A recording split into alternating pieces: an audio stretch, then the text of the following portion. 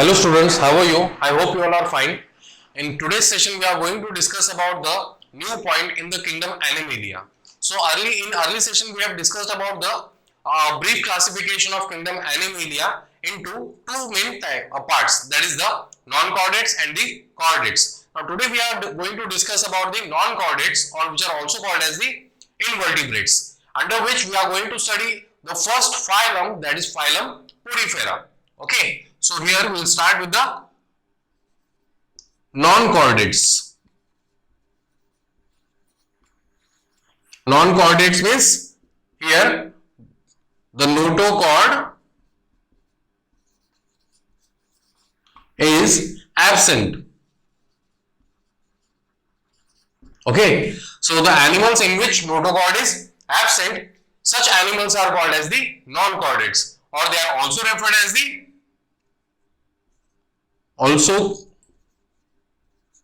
called invertebrates.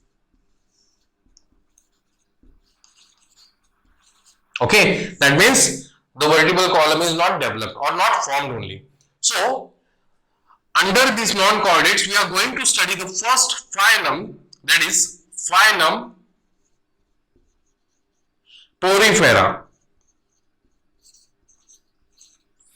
So, as we have discussed in early class also about various characteristic features, okay, that is what is the habitat, what is the level of organization, what is the body plan, then what was the symmetry, okay, then what type of nutrition, respiration they have, what type of nutrition they have, okay, what type of reproduction they perform, what type, okay, or the digestion process, how does it takes place. All these characters we have discussed already. So today we are going to classify, or today we are going to see the characteristic feature of a phylum Porifera according to that characters. Okay. So here we will start with the general characteristics.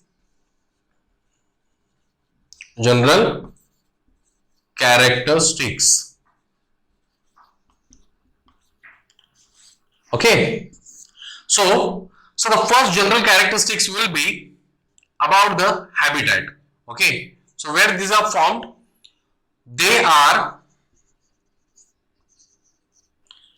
mostly, okay, they are aquatic actually, they are aquatic, okay, mostly marine except Spongilla. Okay, because Spongilla it is found in the fresh water. So they are aquatic and mostly they are aquatic and mostly marine except Spongilla. Spongilla is a type of sponge, or Spongilla is a type of poriferan which is found only in the fresh water. Okay, so this is the first point according to the habitat. Now the next characteristic, that is they show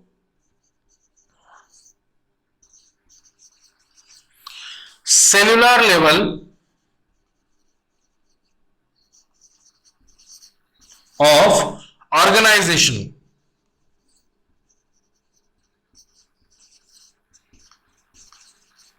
They show cellular level of organization.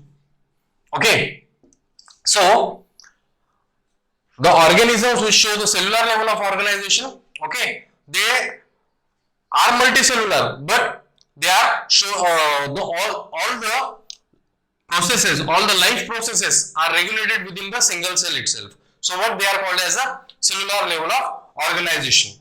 The next, they have cell aggregate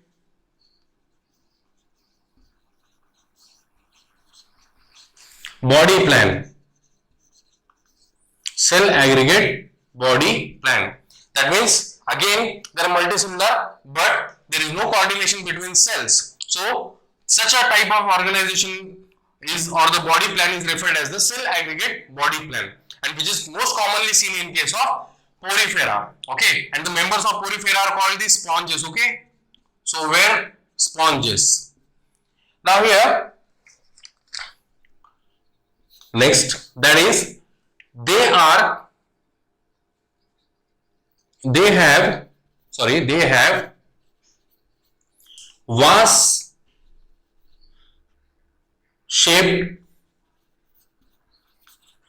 structure.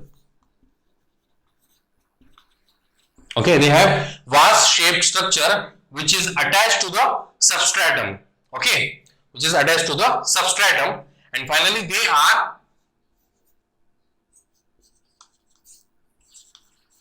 are diploblastic.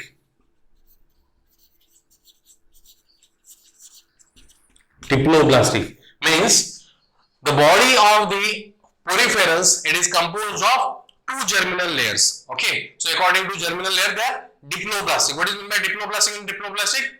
The animal which are having three germinal layers called triploblastic, and the animal which are having two germinal layers, they are called as the diploblastic. Okay, now we'll look after the structure of these sponges, and according to that structure, we'll try to add these characteristic features into it.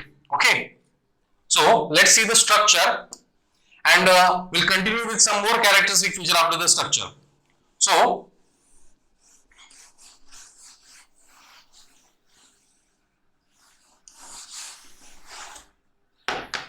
the structure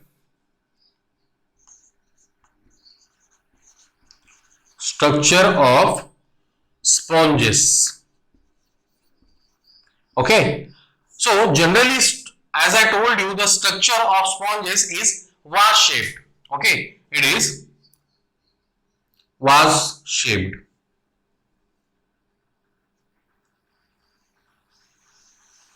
And the body, it is attached to the substratum.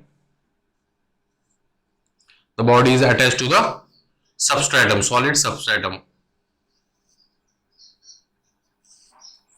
So this will be the substratum.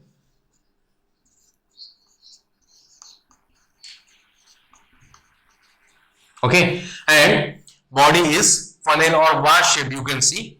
Okay, and consists of number of pores. Okay, so the body is also called porous body. Okay, that is another characteristic feature. The body is porous because it consists of number of pores onto it, and these pores are called as the ostia.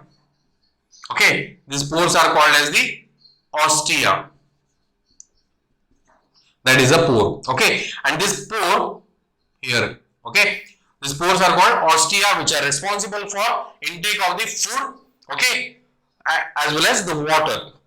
As these organisms do not have the circulatory system, but the circulation is followed by the water itself. So when the water passes, okay, when the water current passes through the pores of this organism, at that time food particle will also enter within the cavity present over here, and the cavity present in this organism is referred as spongocoel. The cavity present is called as the spongocoel. Okay, and the opening which is present over here, which is lined by certain fibers, that is called spongin fibers, is referred as the osculum. Okay, so whatever food which has been digested, okay, and undigested material and the exchange of gases will take place through this opening, that is osculum. Okay, so this is the entry part and this is the excretory part of the sponges. Now, if we look after the nature, that is the germ layers of this animal, it is made up of two germ layers, that is outer and inner germ layer. So this part is the outer membrane, and the part which is next to the spongocoel, okay, is the inner membrane.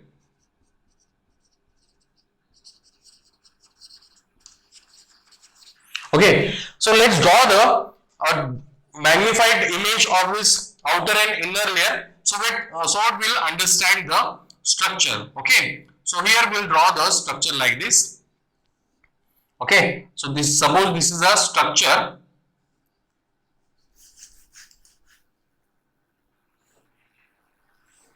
Okay, so this structure basically consists of the pores over here. Okay, here long porous cells are present, or the long cells are found, cells called porous cells.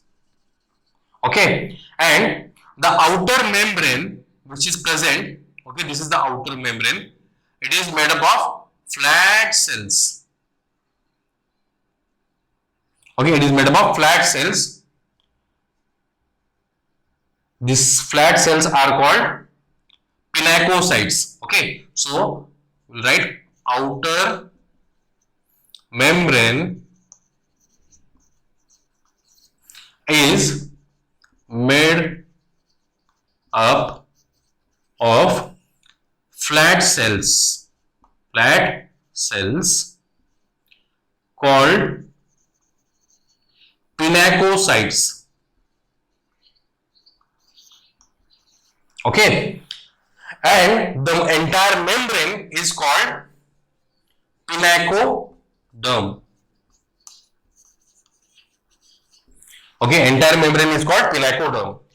Now, if you look after the internal membrane or the inner membrane, it is characterized by the special type of cells. These are called collar cells. Okay, so what do you mean by collar cells? See, collar cells are similar to the collar of a human, okay, or of a shirt. Okay, so when we look after the collar, okay, it's like this, and there will be attachment of a flagella. So such a cells are found in the inner side. So such a cells are found in the inner side. So these are present where? These are present next to the spongiocele. So somewhere here there will be presence of such collar cells. Okay, these collar cells. These are also referred as choanocytes.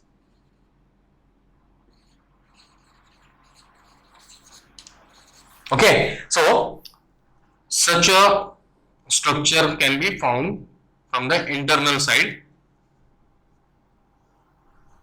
These are called the choanocytes.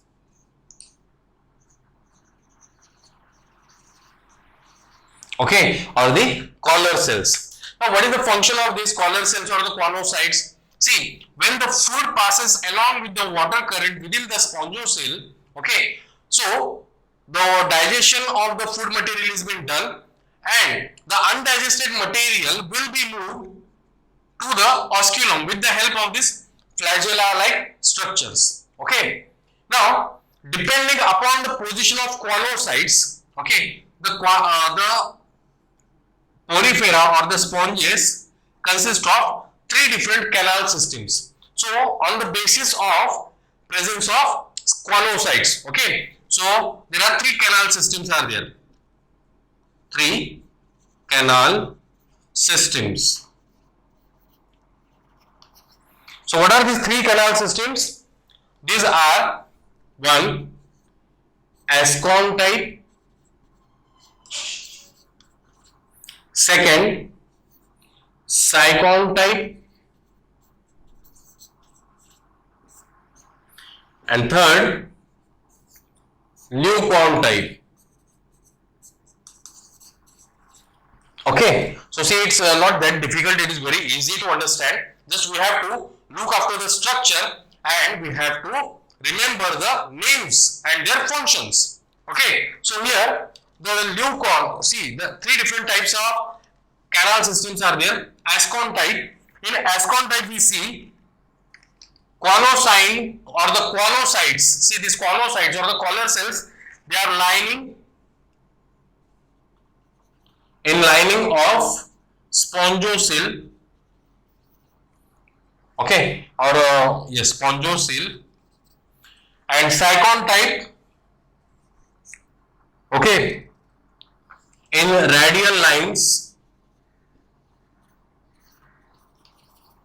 and Leucon type, These are the present in flagellated chambers.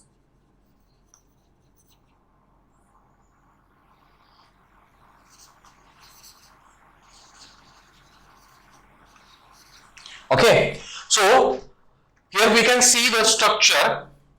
The outer side consists of flat structures or the flat cells called pinacocytes, and the layer is called pinacoderm. Inner side consists of a collar shaped structures or called as the collar cells or the conocytes. Now, on the basis of presence or the position of the conocytes, there are three different canals. Okay, canal means the place from which the water or the food will move, okay, or the transport or exchange of gases will take place. Now here, depending upon the presence of conocyte, there are three different positions. One is called Ascon type of canal. This canal, okay, it is lined by or lined to the spongiocele. Okay, so here this is the Ascon type of canal. The next, Sycon type. Okay, so Sycon type where? Here. Okay, this is the radial canal or the radial canal. In radial canal, we see that there will be presence of a Sycon type of canal. Okay, there is a Sycon type of canal, and Leucon type, which is present in the flagellated region here itself, around the wherever the flagellas are present, there will be formation of the Leucon type of what we say canal. Okay, so what is the function of the canal? Is the transport and exchange of gases. Okay, I hope you are getting this. If you have any kind of doubt, you can ask me. Now, in between this outer and inner membrane, there will be presence of the mucilaginous or gelatinous kind of material or substance that is called the mesoglia. Okay, so instead of mesoderm, there is a mesoglia, which is a gelatinous material, and it's like cytoplasm. Okay, and composed of water and collagen fibers. Okay, consist of water and collagen fibers. Along with this gelatinous material, there will be formation of some irregularly shaped cells. Okay, there will be formation of some irregularly shaped cells. So these irregularly shaped cells are called amoeboid cells. Amoeboid cells. What is the function of amoeboid cells? These amoeboid cells help in the defense mechanism of the body, that is providing the immunity, and also help in the transport of material. Okay, so that is the function of the amoeboid cell which are present in the mesoglia. In mesoglia, there will be again occurrence of the spicules. Okay, either these are unbranched or they will be branched, or they will be in the form of fibrous structures. So these are called the spicules. Okay, now the spicules are composed of two components. Okay, it is acting as an endoskeleton. Okay, the spicule is acting as an endoskeleton over here, and is composed of either calcium carbonate or it is composed of the silica. If it is composed of calcium carbonate, then the spicules will be called as the calcareous, and if it is composed of the silica, then the sponges will be called, or the spicules will be called as the siliceous. Okay, I hope you are getting this. So this is about the structure of the what we say sponges. Next, we are going to discuss about the nutrition and digestion, how the nutrition and digestion takes place. Then we will discuss about the respiration. Then we will discuss about the reproduction, what type of reproduction is seen in case of sponges, and then we will finally see the classification of sponges. Okay, so students, we'll start with the next point, that is the mode of nutrition in the sponges, and we'll see about the digestion. Then we'll move to the respiration, what type of respiration they have, and then we'll go to the reproduction in the sponges. So it is the another characteristic in the sponges is the nutrition nutrition and mode of digestion.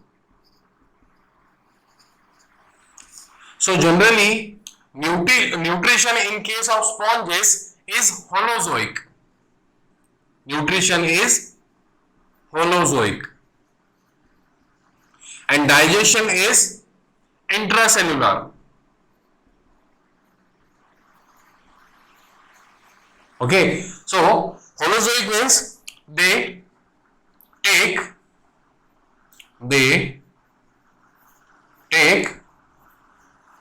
solid food in. Okay, so they take solid food. Okay, and this solid food is being passed with the help of water currents, which will enter with the help of ostia, and the digestion is intracellular. Okay, so here the cells, they are responsible for digestion of the food material. Okay, so as I told you in the early itself, that is the sponges, they have the cellular level of organization. Okay, in most of the multicellular organism which comprises the organ level or tissue level of organization, they have specific tissue or specific organs associated with the digestion. But here the digestion is taking place within the cell itself, so what we are calling it is a intracellular type of digestion. Okay, the next point is about the next character in case of sponges is the about respiration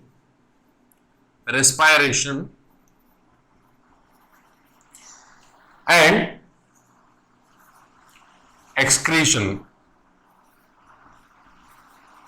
So what is respiration? Okay, so it is nothing but a gaseous exchange in case of these animals. So how does the gaseous exchange takes place within the body of sponges? It takes place by simple diffusion. It takes place by diffusion through body surface.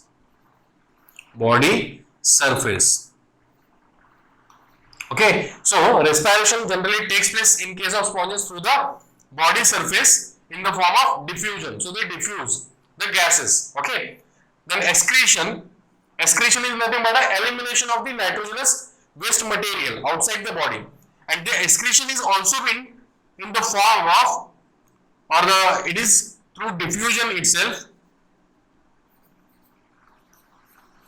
Diffusion through body surface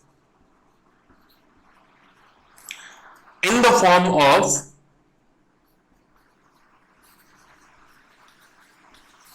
ammonia. So when the excretory material, which is or the nitrogenous waste material, is in the form of ammonia, what do we call it? We call it is a aminotelic type of animal.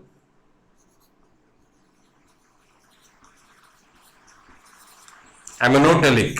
Okay, so respiration, it is through body surface, and excretion is also through the body surface, and they excrete the nitrogenous waste material, that is called ammonia. So these animals can be called as the aminotelic. Okay, now next, circulation. Next point is the circulation. Now how do the circulation takes place in these animals? Okay, so in porifera or the sponges, circulation, it is with the help of water. Okay, because water canal systems are there, as we have discussed about Ascon, Cyclone and Leucon type. Okay, so through that what we say canal system, there will be circulation of the water with the, so you can write here with the help of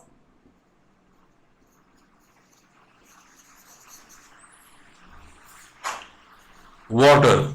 Okay, so here water is acting as a circulating fluid. Now we are going to move with the next point, that is the reproduction in case of sponges. Now sponges, what kind of reproduction we can see in the sponges is both. It has the asexual type of reproduction as well as sexual type of reproduction. So let's see. The next point, that is reproduction.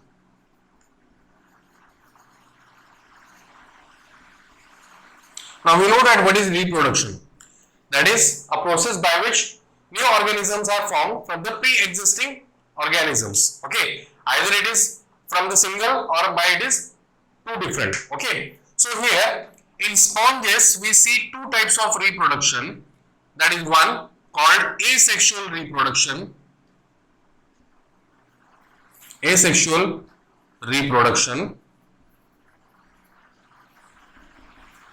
and another called sexual reproduction.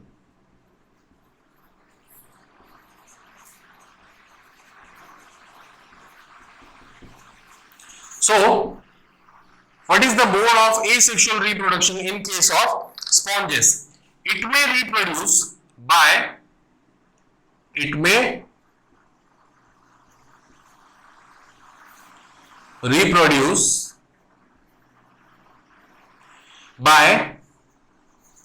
budding. Okay, so if you look after the structure once again, we will draw the structure so that it will be easier to understand. Okay, so we have drawn a rough sketch like this. Okay, and the place here attached the substratum.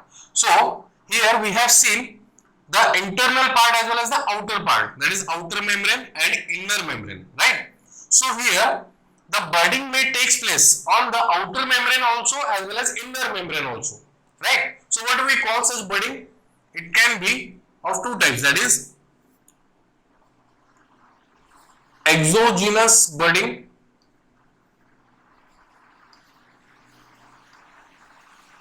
and endogenous budding. And endogenous budding. Okay, when the buds they are formed outside the body or outer membrane of the body, then such buds are called as the exogenous buds. And when buds that develop inside the or internal layer, or that is towards the choanocytes, okay, that is internal membrane, then these are called the endogenous budding, and generally these are like this, such buddings will be formed. Okay, and these buds, they have a special kind of arrangement. What is that special arrangement? The buds which are formed are generally called as the gemmules. Okay, so buds which are formed are generally called as the gemmules. Okay, buds are called gemmules. Okay, now let's see the structure of gemmules. Okay, then we will discuss about the sexual reproduction. So here we have the number of cells. Many number of cells are seen in a bunch. Okay, and these cells, they are totipotent in nature. Totipotency means it is an ability of a cell to develop into an entire organism. Okay, so such cells are formed within this gemmule. Okay, and it is surrounded by a mucilaginous sheath. It is surrounded by a mucilaginous sheath. We will call this mucilaginous sheath. Okay, and in the center there is a presence of the gemmules. Okay, as these gemmules are totipotent in nature, they are capable of developing into a new organism. Okay, so these are the gemmules which are also referred as, or these cells are also referred as the archaeocytes. These are also referred as the archaeocytes. Okay, archaeocytes, or you can also call archaeocytes. So these archaeocytes are totipotent cells. Totipotent cells. Okay. Now on this head part of this gemmule, there is a kind of canal, okay, and this canal is referred as the micropyle. Now, when the gemmules they develop, okay, from this part they will attach to the substratum. Okay, from this part they will attach to the substratum, and these cells differentiate to form the such a body. Okay, so in this way the asexual reproduction can be seen, okay, in case of sponges, okay, and in case of exogenous budding it is just a outgrowth. Okay, it is just a outgrowth, and on favorable condition it will be released into water bodies itself and again grow into new sponges. Okay, I hope you are getting this asexual type of reproduction. It is very simple. Okay, asexual reproduction occurs with the help of budding process. Budding in case of sponges is seen in two different ways. If the budding takes place within the body, then it is called as the endogenous budding. If it is taking outside the body, then it is called as the exogenous budding. Okay. Now, endogenous budding, also exogenous budding.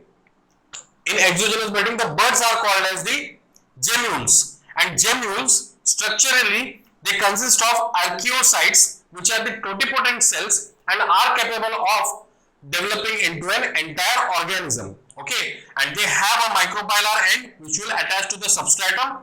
Okay, so that growth can be seen. Now, the gemmules are surrounded by the mucilaginous sheath again. So, this is about the asexual reproduction in case of sponges. Now, let's see what is about sexual reproduction in case of sponges. Okay.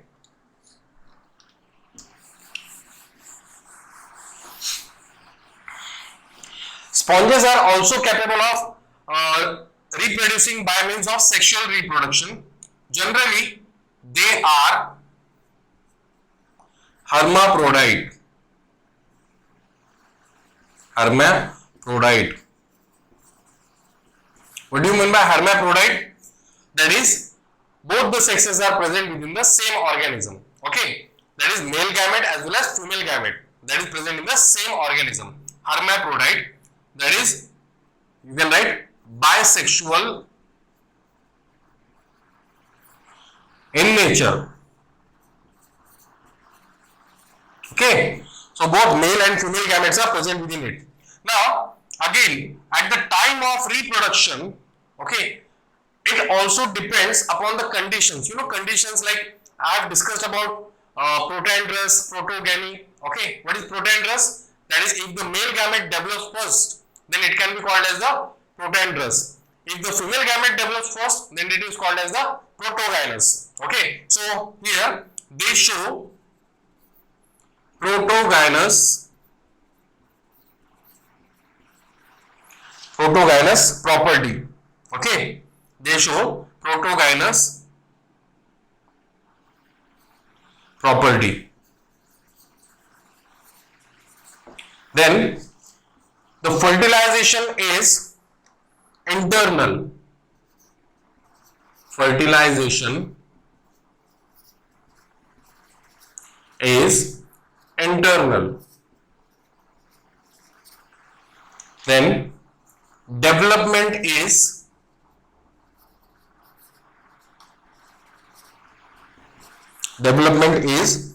indirect.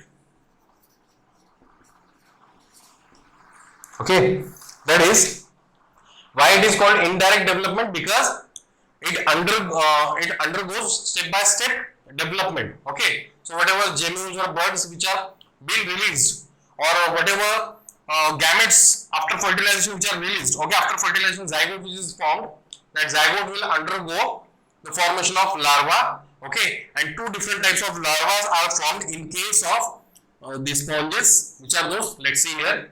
The first, it is called parenchyma. Parenchyma. And another type of larva is called amphiblastula. Amphiblastula.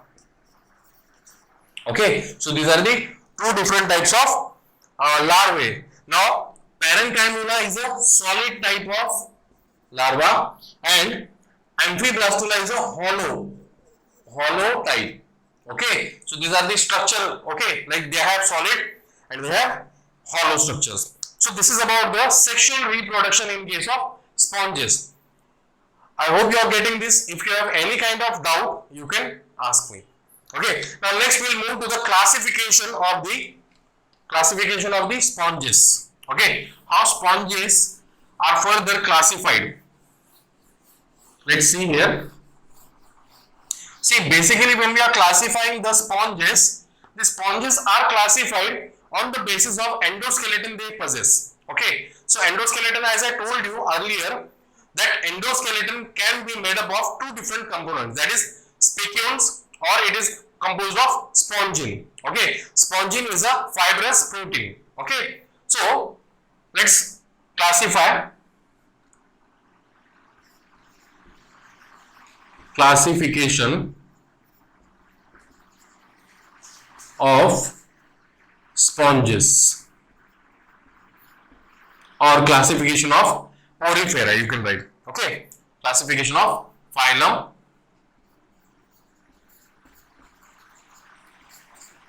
Porifera. Okay, so here we are going to discuss about it. Now, on what basis we are classifying the phylum Porifera? That is on the basis of endoskeleton. Endoskeleton. Okay, on the basis of endoskeleton, we are going to classify. So, it can be classified into three main types. That is, if the endoskeleton, or you can also write spicules. Okay, if the endoskeleton, it is composed of calcium carbonate. Okay, then such a endoskeleton is called as the calcarea. Calcarea. That is composed of calcium carbonate. Okay, calcium carbonate and or the calcium carbonate spicules. Then another type of classification or another type of class of the Porifera is the Hexactinellida. Hexactinellida. Okay, here the spicules or the endoskeleton, it is made up of silica, composed of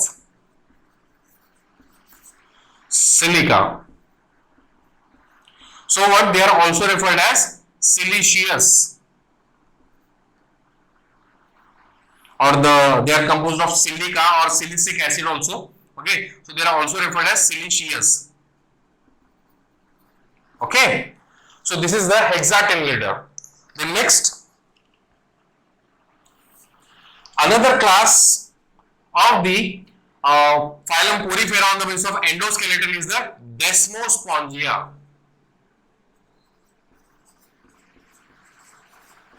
So see here, of these three classification, we can see this Desmospongia, it is related with the spongin fiber, and here we see the spicules. Spicules are either branched or unbranched, but they are having the pointed ends, right? And they are certain hard material. In case of Desmospongia, the fibers which are formed are smooth. Okay, so let's see the example, and it is composed of spongin fiber. Okay, and example is Euspongia.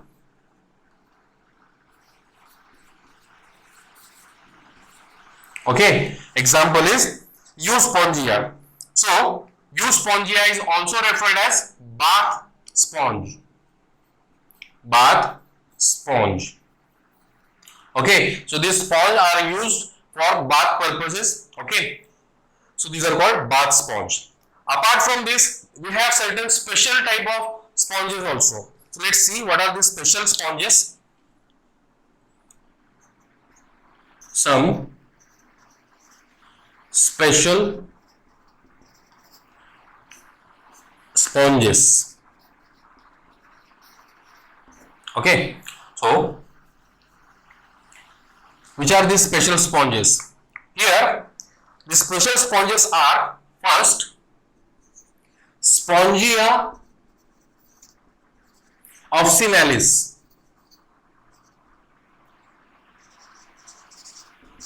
Okay, Spongia officinalis. The Spongia officinalis is also a type of desmospongia. It is also a type of desmospongia. Okay, and which is also used for as bath sponge. Which is also used as bath sponge, and it is considered as the costliest sponge. Okay, remember these points because such points will be asked from the questions. Okay, so you have to remember these points. Whatever I am telling, you have to note down that. Okay, so Spongia officinalis, which is also a type of desmospongia. Okay, it is used as bath sponge and it is the costliest sponge. Okay, then second special type of sponge is Eupalectra. Eupalectella.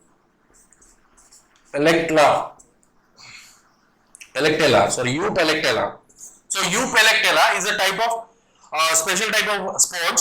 Okay, which is been given as a wedding gift in Japan. Okay, as a symbol of union until death. Okay, so Eupalectella is given as wedding gift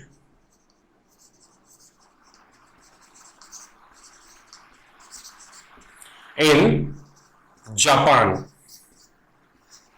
Okay, as the symbol of union till death. The next, another special type of sponge is the, I'll write here, Spongilla. Why it is special? Because it is the only sponge which is found in the fresh water. Okay, it is only the sponge which is found in the fresh water, and it reproduces by